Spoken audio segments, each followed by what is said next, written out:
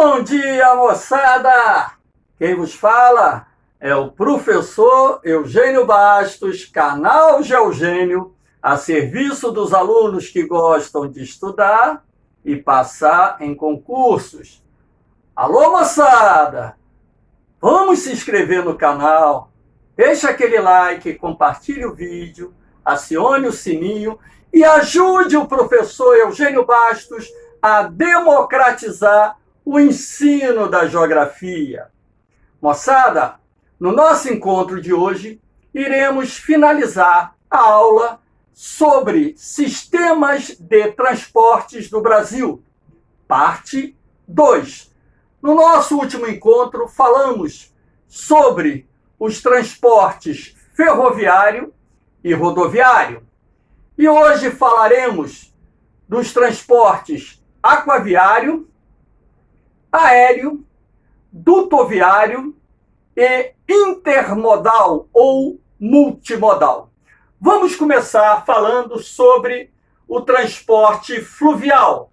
Transporte aquaviário ou hidroviário tem o mesmo significado. O transporte hidroviário está dividido em 3 modalidades. O fluvial, transporte pelos rios, o marítimo, transporte pelo mar, e o lacustre, transporte em lagos, lagoas. Como no Brasil não existem lagos, o transporte lacustre é muito pequenininho, pouco representativo. Vamos começar falando sobre o transporte fluvial. No Brasil, existe cerca de 30 mil quilômetros de cursos navegáveis, ou seja, a malha hidroviária brasileira, fluvial, é praticamente do mesmo tamanho da malha ferroviária. Porém, o transporte fluvial ele não é muito utilizado no Brasil. Mas, professor, por que o transporte fluvial não é muito utilizado no Brasil? Bom, temos que levar em consideração os seguintes fatos. Em primeiro lugar, o governo não destina muitos investimentos para o setor.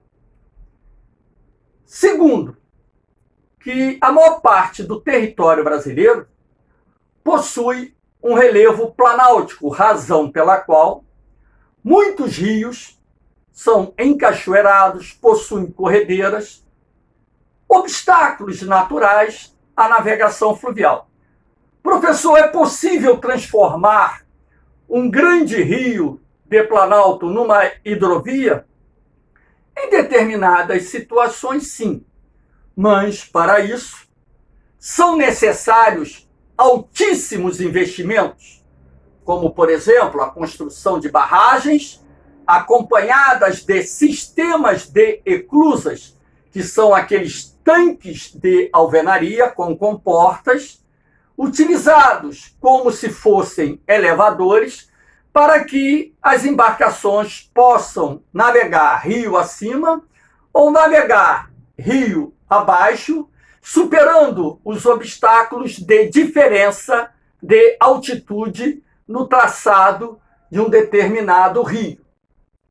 Também são necessários investimentos para a dragagem do leito de um rio, para a retirada de pedras, bancos de areia, além da construção de instalações portuárias e aquisição de embarcações.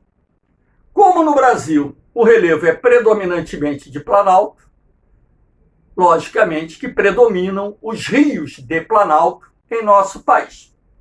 A bacia hidrográfica que tem maior extensão de rios navegáveis é a bacia do Rio Amazonas, com aproximadamente 20 mil quilômetros de cursos navegáveis, levando-se em consideração aí somente os principais rios da região.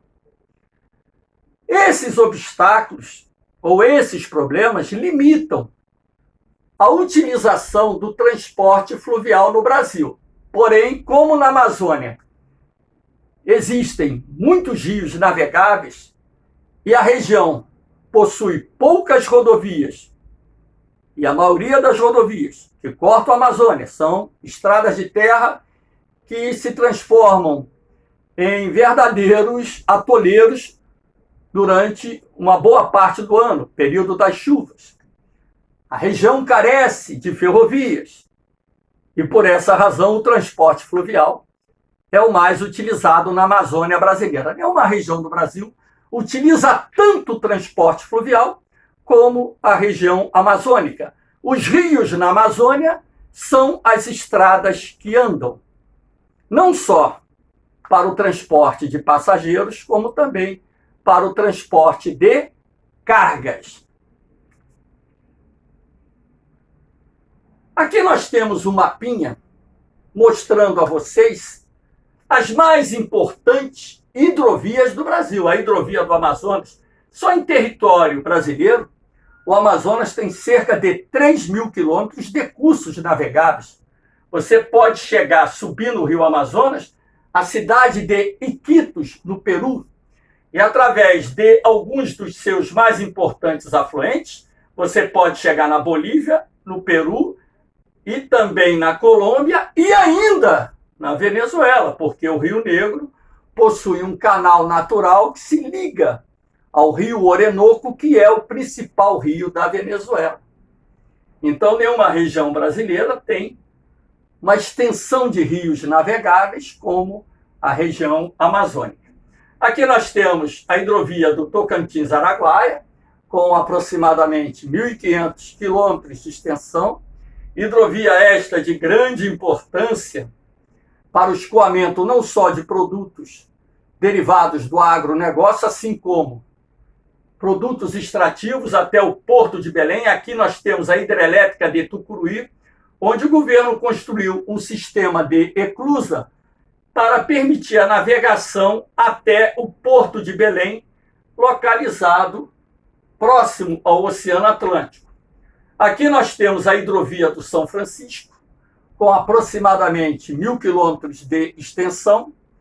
Aqui nós temos o complexo hidroviário do Rio Paraná e seus principais afluentes, com mais de 1.500 quilômetros de extensão. Os rios Paraná e Paraguai fazem parte da chamada hidrovia Platina do Prata ou do Mercosul, uma hidrovia de grande importância para a integração econômica dos países que criaram o Mercosul: Brasil, Argentina, Uruguai e Paraguai. O transporte fluvial, ele é barato, ele tem boa capacidade para transportar cargas e também passageiros, e ainda é o segundo sistema de transporte mais barato que existe. Ele só perde para o marítimo, que também é um sistema aquaviário, até mesmo porque, na maioria dos casos, as embarcações que trafegam no rio não têm o porte de um navio mercante que navega no mar. Aqui nós temos o transporte marítimo. Olha aqui um navio, porta-container. Container é o nome que se dá essas caixas metálicas que hoje estão sendo muito utilizadas para o transporte de uma gama muito grande de produtos. O Brasil ele tem mais de 7.000 quilômetros de litoral. Por essa razão, poderíamos utilizar um pouco mais o transporte marítimo. O transporte marítimo ele responde por aproximadamente 10% das cargas transportadas no Brasil. O fluvial varia de 3% a 4%. O que é pouco, se nós considerarmos também o fato das mais importantes cidades brasileiras estarem localizadas no litoral, boa parte delas. O transporte marítimo está dividido em duas categorias: a navegação costeira ou de cabotagem, aquela que se estabelece porto a porto. Por exemplo, o navio sai do Porto de Santos, São Paulo, com destino ao porto de Suape, Recife, Pernambuco. Então, aí nós temos a navegação costeira ou de cabotagem. E existe a navegação oceânica ou de longo curso. Por exemplo, O navio sai do Porto de Santos, São Paulo, em direção ao Porto de Roterdã, na Holanda, navegação de longo curso. Professor, mas por que, apesar do transporte marítimo ser o sistema de transporte mais barato existente no mundo, nós não utilizamos muito para a navegação costeira ou de cabotagem, uma vez que boa parte dos mais importantes centros econômicos do Brasil estão no litoral ou próximos do litoral? Isso se deve à falta de uma política mais eficaz para o transporte marítimo. O governo tem destinado poucos investimentos para o setor. Quando eu falo governo, não estou me referindo à figura do presidente atual, e sim o histórico de governos, que fique bem claro isso. Então, há um histórico de pouco investimento nesse setor. Tanto é assim que boa parte da carga transportada em nosso país depende do frete de navios de bandeira estrangeira. Por quê? Nós não temos uma frota mercante capaz de transportar as cargas que são transportadas na navegação costeira e muito menos na navegação de longo curso. E essa necessidade de fretar navios de bandeira estrangeira faz com que nós tenhamos que gastar bilhões todo ano com esses fretes, que eu acho, na minha concepção, uma despesa desnecessária. Também há de se destacar que o Brasil ainda possui alguns portos obsoletos, operando com equipamentos antiquados. Isso é responsável pela morosidade, lentidão nas operações de carga e descarga. O navio ele tem um custo diário. Tem navio que custa 300 mil reais. Os maiores chegam a custar 200, 300, 400 mil dólares por dia. Então, se o navio fica fundeado lá no Porto de Santos 7, 8 dias esperando a ordem para atracar, ele está tendo um gasto adicional. Isso acaba sendo repassado ao preço final do frete, tornando esse transporte mais caro. As tarifas portuárias cobradas no Brasil, em média, estão bem acima, por exemplo, das tarifas portuárias cobradas na Ásia, na Europa, até mesmo aqui na Argentina, nosso vizinho. Então, esses fatores limitam a utilização do transporte marítimo em nosso país. Aqui nós temos a modernização dos portos brasileiros. A modernização dos portos brasileiros provém do PAC, do Programa de Aceleração do Crescimento, criado lá no governo Lula e estendido pelo governo Dilma.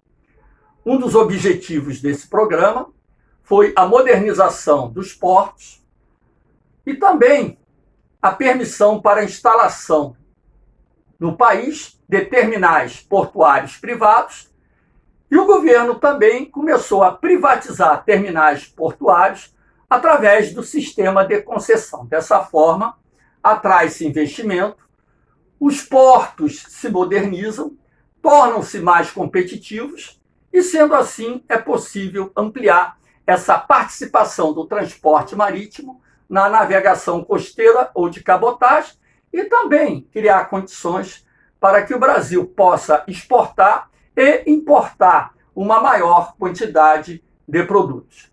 O governo também criou o Fundo Nacional da Marinha Mercante para financiar a construção de navios em nosso país, que é uma outra medida interessante para estimular o setor. Aqui nós temos os corredores de exportação. Professor, o que é um corredor de exportação? Corredor de exportação é toda infraestrutura montada desde uma determinada área localizada no interior, por exemplo, uma área de produção mineral, uma área de produção agropecuária, áreas industriais, até os portos por onde esses produtos serão exportados para vários países do mundo. Então, um corredor de exportação envolve armazéns, silos, rodovias, ferrovias, hidrovias, instalações portuárias e por aí vai. A implantação de corredores de exportação no Brasil foi estimulada na década de 1970, durante o período militar. E hoje o Brasil possui dezenas de corredores de exportação, alguns dos quais aparecem citados aqui nesse mapa. Lembrando que o Porto de Santos é o porto com maior movimentação de cargas no Brasil. Professor, então, além do transporte marítimo ser mais barato, qual seria a outra grande vantagem do transporte marítimo? É o sistema que possui a maior capacidade para o transporte de cargas. Nenhum sistema de transportes do mundo consegue transportar tanta carga como o transporte marítimo. Eu me refiro aí ao transporte convencional, uma vez que o duto viário ele pode movimentar um grande volume de cargas durante um curto período. Aqui nós temos o transporte aéreo, que é o menos utilizado em nosso país. Por que o transporte aéreo é pouco utilizado? Porque é um transporte caro, tanto para passageiros como para o deslocamento de cargas. Por exemplo, as cargas transportadas pelo transporte aéreo são aquelas de alto valor agregado, produtos industriais muito caros, valores como dinheiro, ações, ouro e por aí vai, produtos perecíveis que têm que chegar ao seu destino num curto espaço de tempo, muitas vezes correspondências e outros produtos cujo destino necessita de um curto período para ser alcançado. No Brasil, os nossos principais aeroportos também se beneficiaram do PAC, o Programa de Aceleração do Crescimento. Até mesmo porque, em 2014, nós sediamos a Copa do Mundo e uma das exigências feitas pela FIFA envolvia a logística de transporte. E dessa forma, o governo decidiu privatizar alguns dos mais importantes terminais aeroviários do país. E os investimentos começaram a fluir, não só para modernizar os aeroportos, assim como para ampliar a capacidade para o transporte de cargas e passageiros. O próprio aeroporto Tom Jobim, aqui no Rio de Janeiro, capital, recebeu um segundo terminal de passageiros para aumentar sua capacidade, uma vez até mesmo que porque alguns dos mais importantes aeroportos do Brasil estavam enfrentando problemas de sobrecarga, excesso de passageiros. O transporte aeroviário, ele é pouco flexível, é caro, consome muito combustível, por isso que ele é muito caro. Você colocar um avião no ar exige um consumo elevado de querosene de aviação. É poluente, gera poluição sonora e poluição atmosférica, que são algumas das desvantagens do transporte aéreo. Agora, sem dúvida nenhuma, entre os sistemas de transportes existentes, não existe nenhum mais rápido do que o transporte aéreo, apesar da sua baixa flexibilidade, excetuando-se aí o transporte por helicópteros, que esse aí é mais flexível.